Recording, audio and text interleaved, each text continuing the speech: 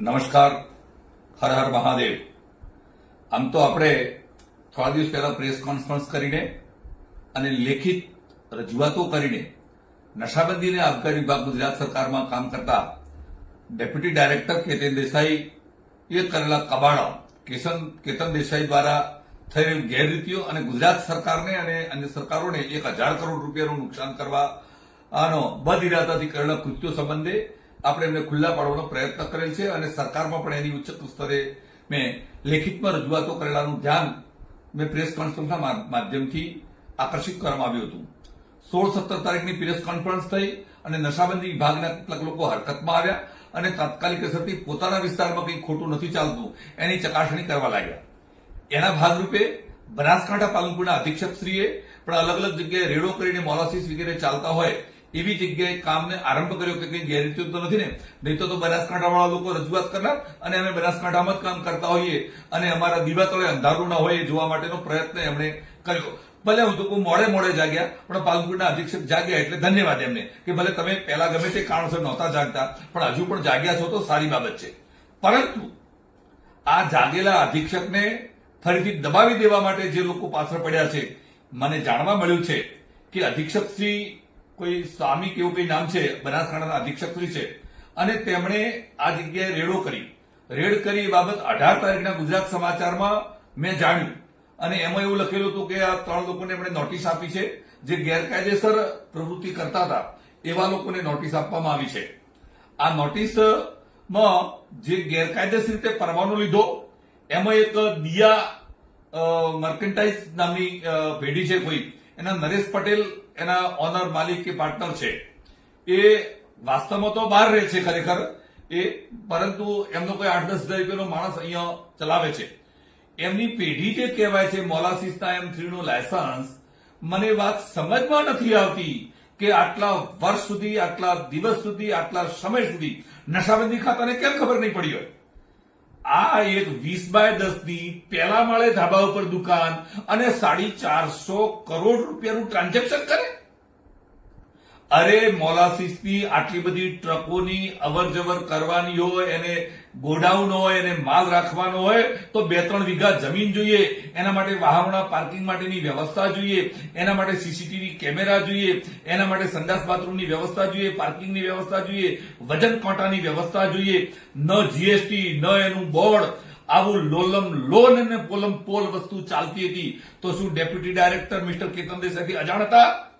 ના, આ કેતન દેસાઈની ભાગીદારીથી, કેતન દેસાઈની સૂચનાથી અને એમના મેળાપીપળાના કારણે આવા પ્રકારના ગોરખ ધંધા ગુજરાતમાં ઠેર ઠેર ચાલી રહ્યા છે.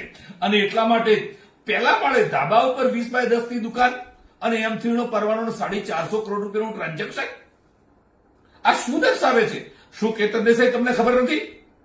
માનનીય મુખ્યમંત્રીશ્રીના વિડીયોના મારફતથી અને મેં આ લેખિત અરજી પણ લખી છે અને મેં હાલ જ મેલ કર્યો છે માનનીય મુખ્યમંત્રીશ્રીને, એસીએસ અને ડાયરેક્ટર સાહેબને મેલ કરીને હું જાણ કરું છું કે જે રીતે આ ચાલી રહ્યું છે એ લોલમ લોનને બહાર લાવવામાં આવે. અને મને એ વાત નવી લાગે છે કે 23 તારીખે આ બધી જ વસ્તુ છાપવામાં આવી ને, એટલે 23/7/2025 ના રોજ બનાસકાંઠા પોલીસને પણ એમ લાગ્યું કે આમાં કંઈક ચાલતું હોય તો આપણે શોધવું જોઈએ. સરાહનીય અભિનંદનને પાત્ર છે બનાસકાંઠાની પોલીસ અને એમની એસઓજીની ટીમે આ 10 ટ્રકો એક સાથે જતી હતી અને પાલનપુર હાઈવે પર પકડવામાં આવી. આ પાલનપુર અમદાવાદ હાઈવે એસબીપુરા પાલનપુરમાં ત્યાં આગળ એ હાઈવે પર ડીમાર્ટની આગળથી એ ટ્રકોને પકડવામાં આવી. પકડાયેલી ટ્રકો ને પકડી એના પછી નશાબંધીના અધિકારીને બોલાવવામાં આવ્યા, એના ઉપર કેસ કરવાની, કાર્યવાહી કરવાની વાત થઈ. હવે જે આ ટ્રકો છે એને લોક મારેલું નથી, રેવન્યુ લોક હોવું જોઈએ, લોક નથી, એને સીલ તૂટેલો છે અને એટલા માટે એના પર કેસ કરવાનો થાય છે. પરંતુ પછી અગમ્ય કારણોસર આ નરેશ પટેલના દિયાવાળાના હાથ લોંબા, એટલે ઉપરથી અધિક્ષકે, મને ઓફ ધી રેકર્ડ જાણ્યું છે ત્યાં સુધી અધિક્ષકે ડાયરેક્ટર પાસે મંજૂરી માંગવાનો પ્રયત્ન કર્યો છે, પરંતુ આ ડેપ્યુટી ડાયરેક્ટર કેતન દેસાઈના કારણે કરી અને એને ફરિયાદ નોંધાવવાની મંજૂરી પણ આપવામાં આવતી નથી. એ બતાડે છે કે આ લોલમ લોલ ચલાવવા માટે કેતન દેસાઈ કારણભૂત છે. કેતન દેસાઈ પાસે 3 ચાર્જ છે. નશાબંધીના મહેકમનો ચાર્જ એમની પાસે, વિજિલન્સનો ચાર્જ એમની પાસે, વહીવટનો ચાર્જ એમની પાસે, 3 લાયસન્સ આપવાના એમને, ચકાસણી એમને કરવાની. આ શું ચાલી રહ્યું છે? ગુજરાતમાં નશાબંધી વિભાગનું લોલમ લોલ જે ચાલે છે એ હજારો કરોડનું કૌભાંડ બહાર આવશે. આ તો એક પછી એક માત્ર મોલાસીસનું 1000 કરોડ રૂપિયાની વાત થઈ છે. અનેક પ્રકારની પ્રોડક્ટો થકી અનેક પ્રકારના કૌભાંડો બહાર આવશે.